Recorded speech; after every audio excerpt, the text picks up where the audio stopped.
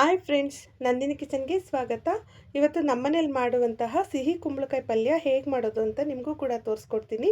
ನೀವು ಕೂಡ ಒಂದ್ಸಲ ಟ್ರೈ ಮಾಡಿ, ರುಚಿ ಖಂಡಿತ ನಿಮಗೆಲ್ಲ ಇಷ್ಟ ಆಗುತ್ತೆ.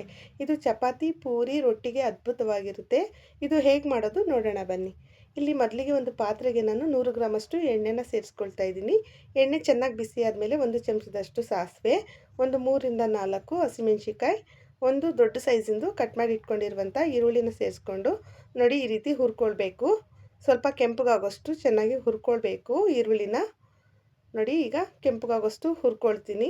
ಇದು ಉರಿವಾಗಲೇ ನಾನು ಇವಾಗ ಇದಕ್ಕೆ ಒಂದು ಅರ್ಧ ಚಮಚದಷ್ಟು ಅರಿಶಿನ ಪುಡಿನ ಸೇರಿಸ್ಕೊಳ್ತೀನಿ.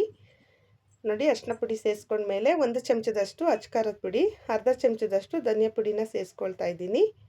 ಇದನ್ನು ಕೂಡ ಎಣ್ಣೆಲಿ ಒಂದ್ಸಲ ಚೆನ್ನಾಗಿ ಈ ರೀತಿ ಹುರ್ಕೊಳ್ಬೇಕು. ಬೇಕಿದ್ದರೆ ಸಾಂಬಾರು ಪುಡಿ ಕೂಡ ಸೇರಿಸ್ಕೊಳ್ಬೋದು, ಖಾರ ನೋಡ್ಕೊಂಡು ಸೇರಿಸ್ಕೊಳ್ಳಿ, ಹಸಿಮೆಣ್ಸಿಕಾಯಿ ಹಾಕಿರೋದ್ರಿಂದ.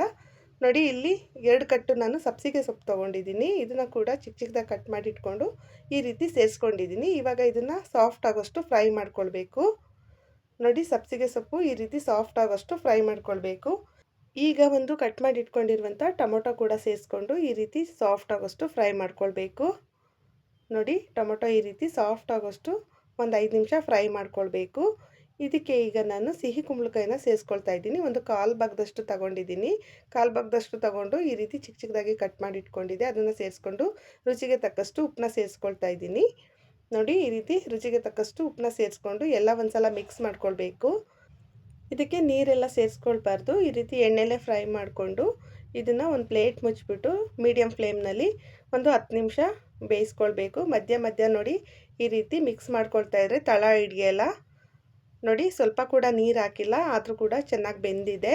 ಇವಾಗ ನಾನು ಕೊನೆಯಲ್ಲಿ ಕೊಬ್ಬರಿ ಪುಡಿನ ಸೇರಿಸ್ಕೊಳ್ತಾ ಇದ್ದೀನಿ. ನಿಮಗೆ ಟೈಮ್ ಇದ್ದರೆ ಕೊಬ್ಬರಿನ ತುರಿದು ಸೇರಿಸ್ಕೊಳ್ಬೋದು, ಇಲ್ಲ ತೆಂಗಿನಕಾಯಿ ತುರಿ ಕೂಡ ಸೇರಿಸ್ಕೊಳ್ಬೋದು. ಇದು ಕೊಬ್ಬರಿ ಪುಡಿ ರೆಡಿಮೇಡ್ ತೊಗೊಂಡಿದ್ದೆ, ಅದನ್ನು ಕೂಡ ಸೇರಿಸ್ಕೊಳ್ತಾ ಇದ್ದೀನಿ. ನೋಡಿ ಇವಾಗ ಎಷ್ಟು ಚೆನ್ನಾಗಿ ಬಂದಿದೆ, ರುಚಿ ಕೂಡ ಚೆನ್ನಾಗಿರುತ್ತೆ. ನೀವು ಕೂಡ ಮನೇಲಿ ಒಂದ್ಸಲ ಟ್ರೈ ಮಾಡಿ. ಚಪಾತಿ ಜೊತೆ ಕಾಂಬಿನೇಷನ್ ತುಂಬಾ ಅದ್ಭುತವಾಗಿರುತ್ತೆ. ಈ ವಿಡಿಯೋ ಮಿಸ್ ಮಾಡ್ಕೊಳ್ಬೇಡಿ.